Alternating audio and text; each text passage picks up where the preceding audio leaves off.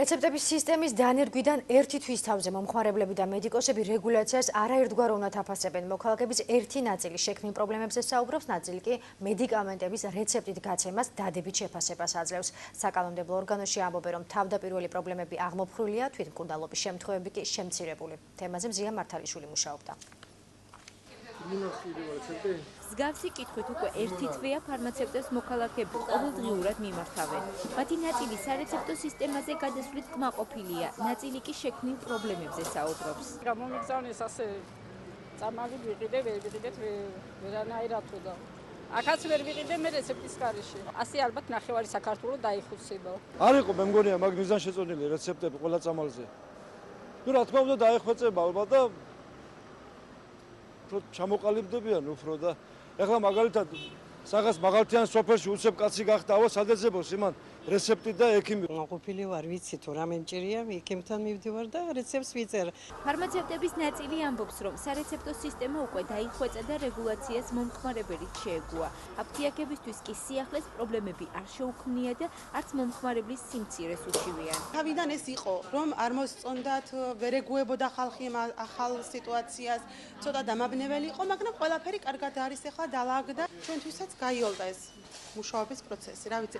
ახლა ხელი არ შეგვჩლია და არ შევქვეთხებული ვართ. მედიკოსების განცხადებით, ახალ სისტემაზე გადასვლის პარალელურად საავადმყოფოებში გაიზარდა პაციენტთა მიმართვიანობის რიცხვი. პაციენტთა მომართვიანობამ გაიზარდა და მნიშვნელოვანია ის, რომ პაციენტები, რომლებიც ქრონიკული დაავადებებით არიან დაავადებულნი და მუდმივად ღებულობენ მედიკამენტებს ამ დაავადების მართვის მიზნით, მოდიან დროულად. პაციენტები თვითონ უკვე ფიქრდებიან, ღირს თუ არა იმ მედიკამენტის შეძენა, რომელსაც ისინი თავისი ნებასურვილით ღებულობდნენ. ჯანდაცვის სამინისტროში განმარტავენ, რომ პრობლემები, რომელიც ახალ სისტემაზე გადასვლას ახლდა, უკვე აღმოფხვრილია. პირველადი ჯანდაცვის ობიექტებში წარმოქმნილ რიგებს კი სხვადასხვა მიზეზს უკავშირებენ. უწყებაში აცხადებენ, რომ აფთიაქებსა და რეცეპტის გამცემ დაწესებულებებში მონიტორინგი გამკაცრებულია. რეგულაციის ამოქმედებიდან ერთი თვის თავზე მას დადებითად აფასებენ კანონმდებლებიც.